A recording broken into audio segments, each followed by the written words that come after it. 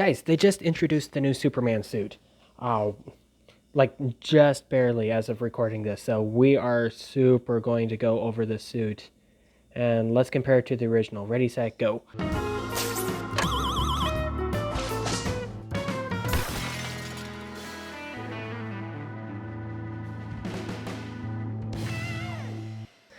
Hey everybody, how's it going? It's Taylor Campbell here, and welcome back to Comic Crash, my little show on the internet where I talk about comic books and stuff.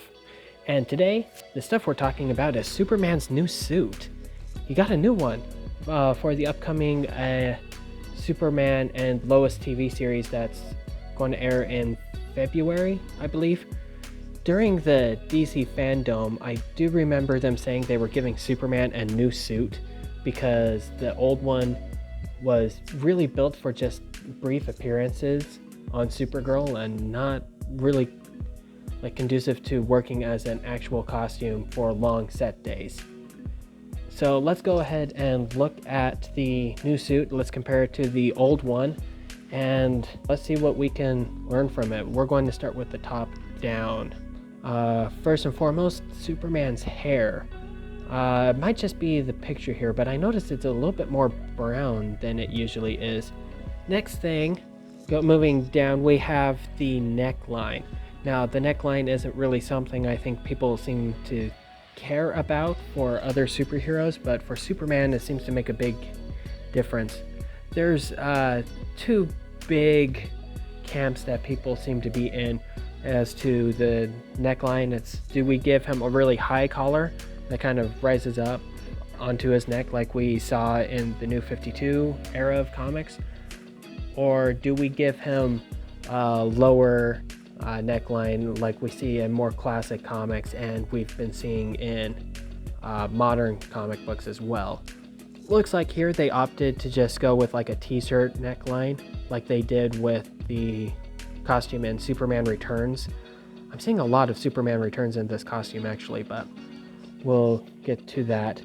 Went with the t-shirt neckline. On the old one, yeah, the old one they went with that wider neckline that we saw in more classic designs within the comic books.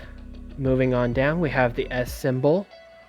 Looks smaller than it used to. Yeah, it's definitely smaller. And while the old one looked really leathery, I would say this one looks to be like the same material as the rest of the costume, which is, it looks more cloth based than it does leather based. I know there's a lot of jokes out there about the CW TV shows having a thing for leather costumes. Looks like we've kind of abandoned that for this costume in general. And the old logo, there's like gold protrusions on the outside of the symbol. I don't see them happening here, but maybe. I think there might be one right about there, but I can't be completely sure. Moving down, we have the shirt. Let's go ahead and talk about the top of this thing.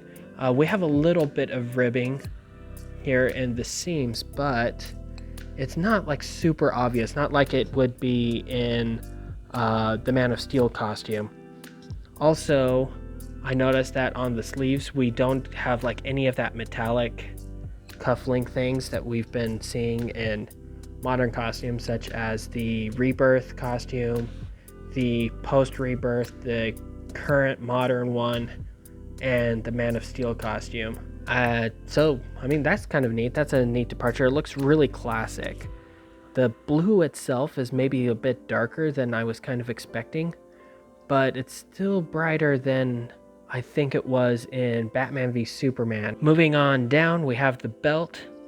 In the old costume, the belt was kind of like this straight leather strap that just kind of wrapped around his waist, red with a little bit of a gold highlight in the front. This one, they definitely opted for a sleeker, smaller design here. There's still a little bit of the gold highlight, but this definitely looks like the New 52 belt, which is fine. I'm a big fan of the New 52 costume and the New 52 belt, so that's neat. Nothing to say about the pants that wasn't said about the shirt. The boots, can't really see the boots though. I would guess that they're going to be roughly the same as they were on the old Supergirl costume, but maybe a bit less bulky in the front. Get rid of some of that weird shin guard padding stuff that it had. Yeah, I think overall we're going to see this costume just be a lot sleeker, maybe a little bit more form-fitting. And then the cape. The Supergirl and Superman both had like these weird leather capes in Supergirl. And again, I see a departure from the whole leather obsession that the CW seemed to have. And where this looks like a really heavy cloth, really heavy material. Looks good. I really like that. Let's see, any more differences? The clasps for the cape. The old costume had like these big leather and gold clasps that swung over Superman's shoulders to hold the cape in place. And that's definitely gone in this one, instead opting to tuck the cape into the collar. I mentioned a couple of times that this costume gave me a bit of Superman Returns vibes. I mentioned that the neckline is very reminiscent of that costume, but the cape being tucked into the neckline is another instance. And then also the symbol I noticed is a bit smaller. So yeah, there's a lot of Superman Returns in this costume. My thoughts overall on this costume, I think it looks fantastic. Like, wow, this is a great costume. I think this might be my new favorite live action costume, maybe. Yeah, I think it is. It took all of the good things about the Supergirl costume and kept those, but then improved upon it using actual Superman lore. Also, it looks way more comfortable for the actor. It looks like he's able to move a lot better in it. So yeah, that's my quick thoughts on this. So I want to hear about your thoughts on this costume. Go ahead and put them down in the comments below. And until next time, thank you for joining me. Have a great day. And remember to always be your best self.